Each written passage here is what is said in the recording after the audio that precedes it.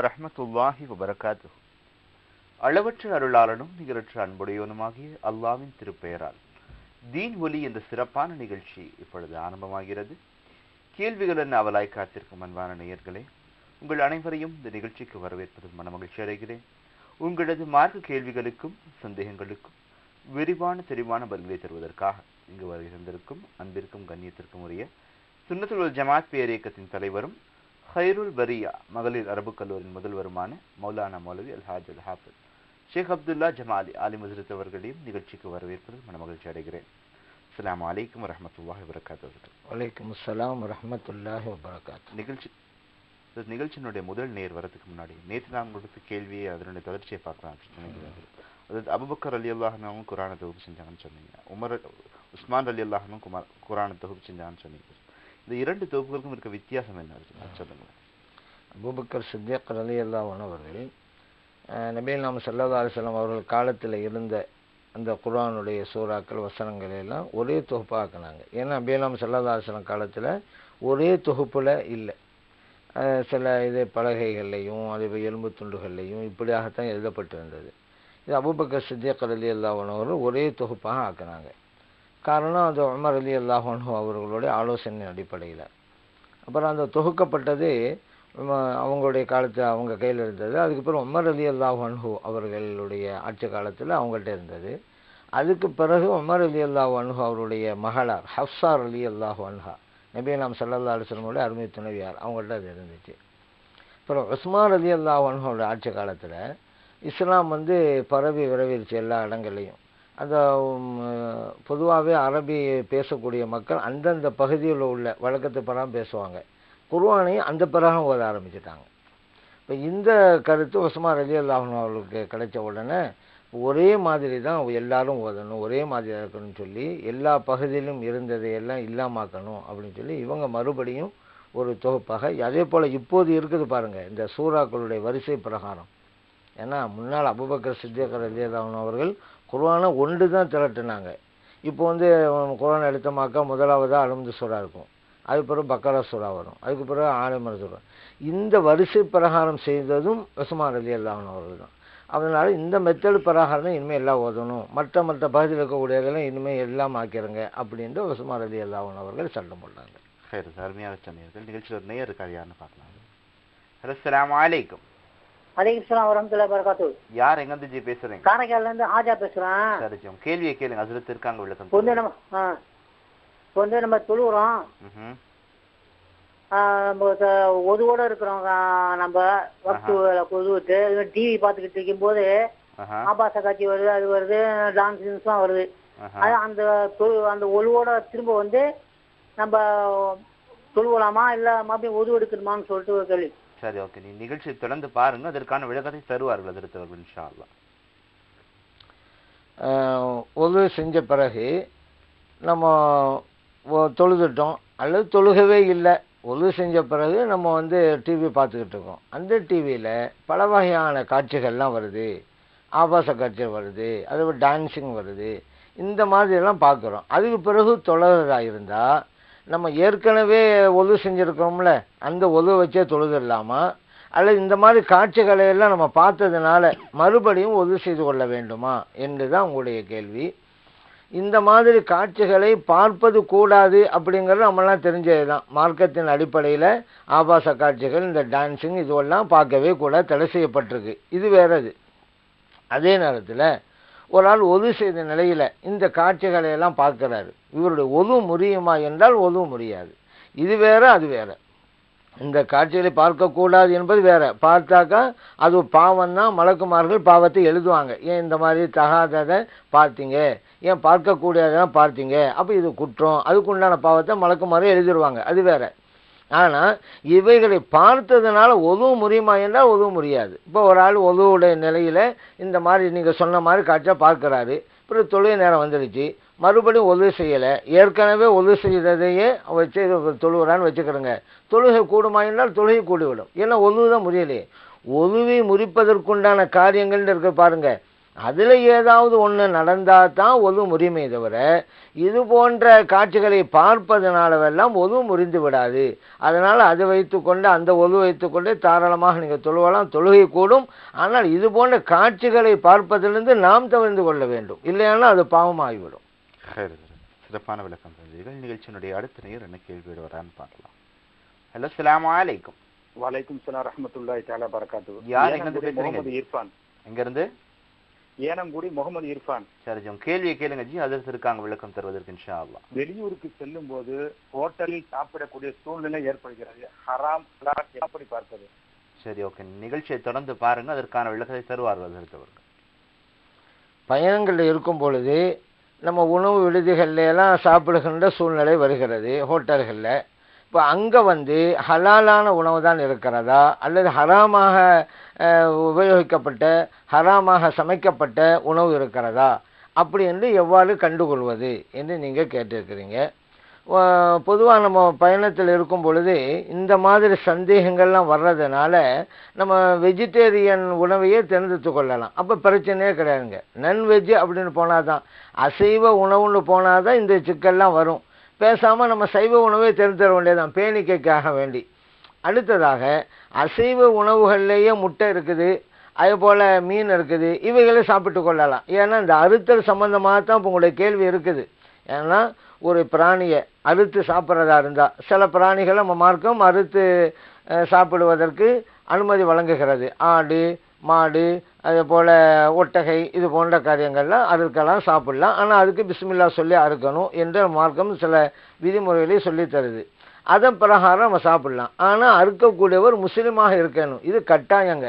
முஸ்லீம் அல்லாதவர் பிஸ்மில்லாண்டே சொல்லி அறுத்தா கூட சாப்பிடக்கூடாது. ஏன்னா ஈமான் உள்ளவராக இருக்கணுங்கிறது மிகப்பெரிய ஒரு நிபந்தனையாகும் நம்முடைய மார்க்கத்தின் அடிப்படையில்.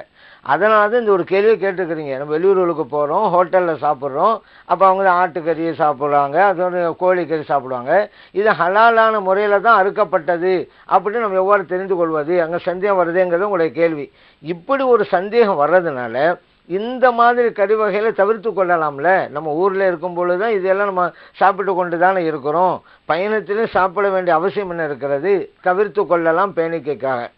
அதே நேரத்தில் ஒரு முஸ்லீம்கள் நடத்துகின்ற ஹோட்டல்னு வச்சுக்கிறோங்க, தாராளமாக நீங்கள் சாப்பிட்லாம். ஆடு, அதே போல் கோழி, இதெல்லாம் அங்கே தரான்னு சொன்னால் சாப்பிட்லாம். ஏன்? ஒரு முஸ்லீம்கள் நடத்துகிற ஹோட்டலுங்கிற அடிப்படையில் முஸ்லீம்கள் தான் நிச்சயமாக அறுத்திருப்பாங்க, அதில் சந்தேகமே கிடையாது.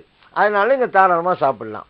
அதே நேரத்தில் முஸ்லீம் அல்லாத வேறு சமயத்தில் நடத்துகின்ற ஹோட்டல் இருக்குது, அங்கே கோழி ஆடுகளெல்லாம் தவிர்த்தே விடணும். ஏன்னா அங்கே முஸ்லீம்கள் தான் அறுத்திருப்பாங்கன்னு நம்ம உறுதியாக தெரியாது. அதனால் அங்கே இந்த நான் ஏற்கனவே சொன்ன மாதிரி இந்த மாதிரி உணவு வகைகளை தவிர்த்து விட்டு முட்டை, மீன், அதே போல் காய்கறி வகைகள் இந்த மாதிரி நம்ம சாப்பிட்டு கொள்ள வேண்டியது தான்.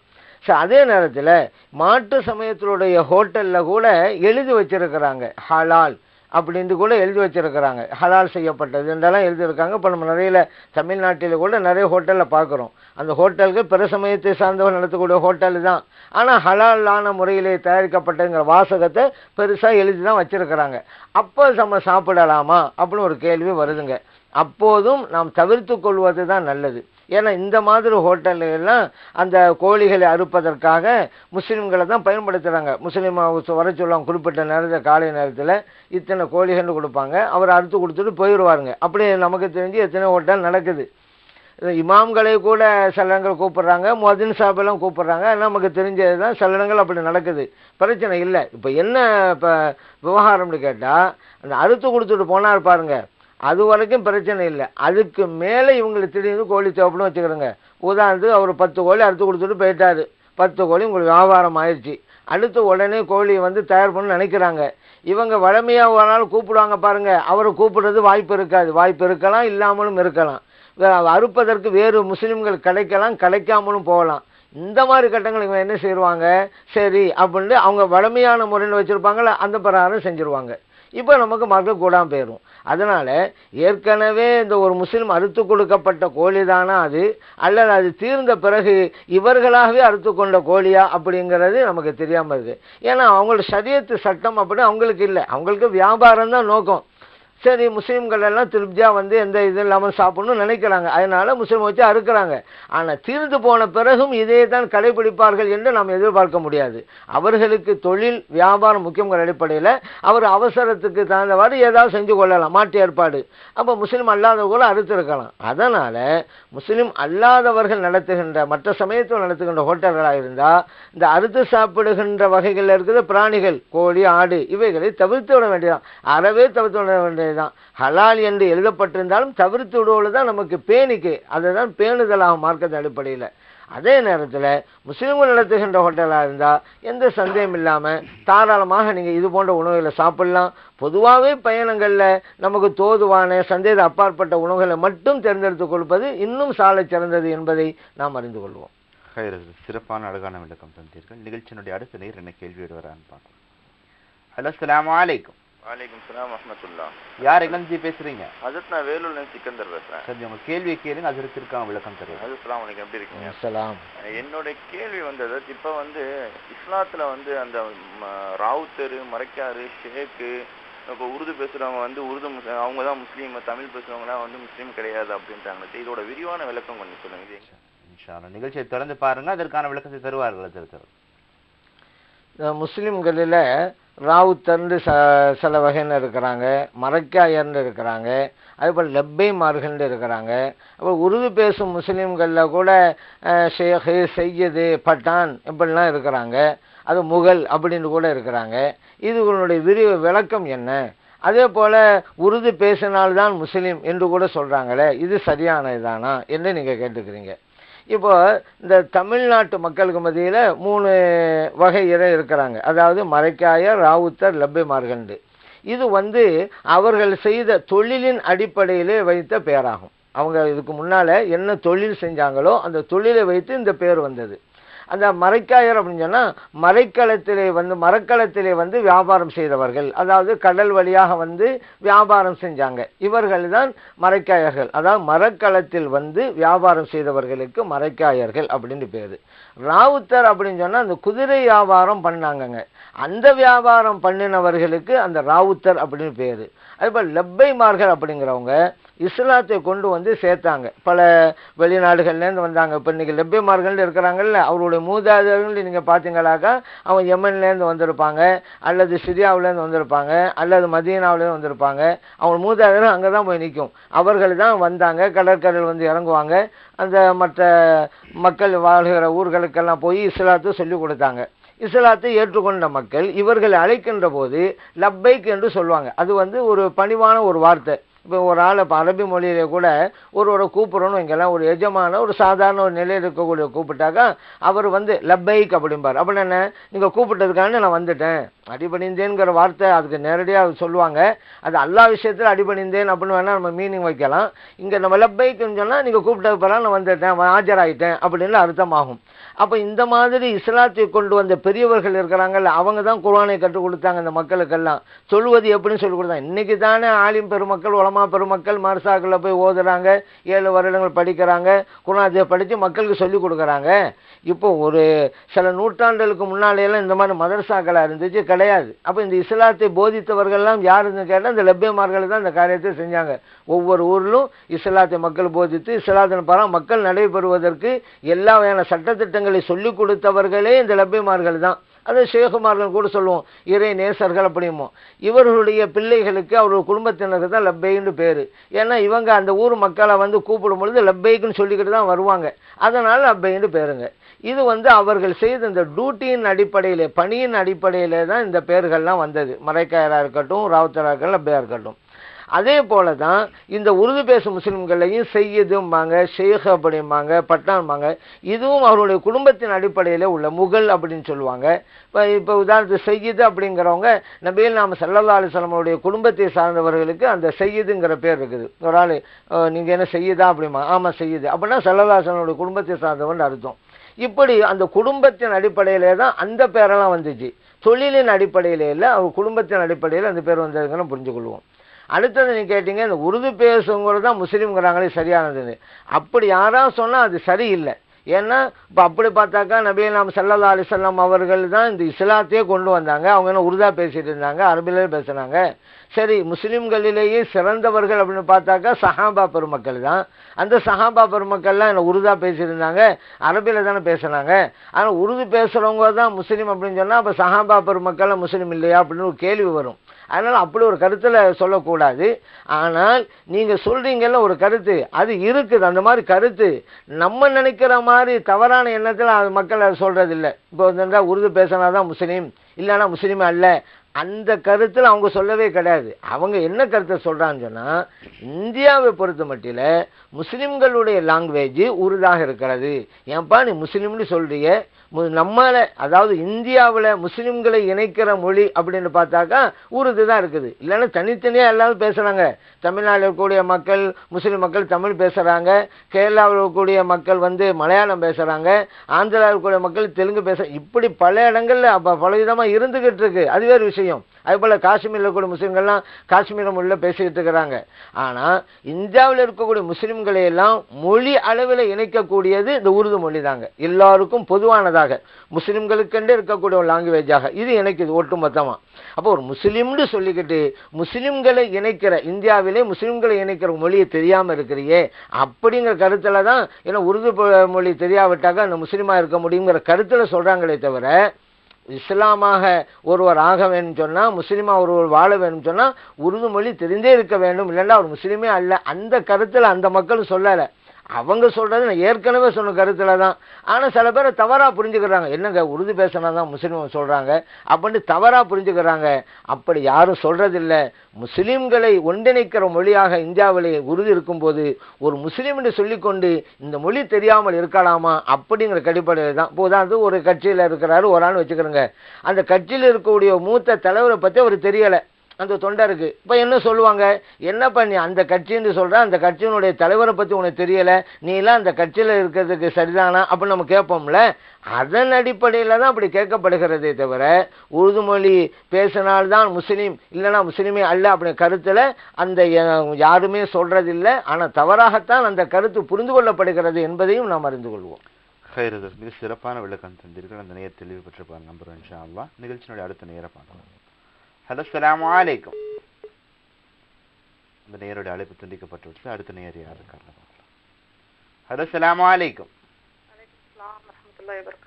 யார் எங்க இருந்து பேசுறீங்க? மேட்டுப்பாளையத்துல இருந்து பேசுறீங்க. உங்க பேர் சொல்லுங்கம்மா. ஆயிஷா தஸ்னீம்ங்க.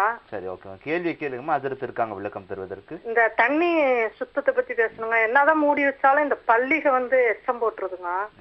அது எப்படி நம்ம ஒழுங்கு செய்யறதுக்கெல்லாம் ஆகுமா? நிகழ்ச்சி தொடர்ந்து பாருங்கம்மா, அதற்கான விளக்கத்தை தருவார்கள் அதிர்த்து அவர்கள். இப்போ தண்ணீர் இருக்குது, அது வந்து மூடி வைத்தாலும் கூட அதையும் மீறி சில கட்டங்களை திறக்கும் போது பள்ளியினுடைய எச்சம் பட்டு விடுகிறது.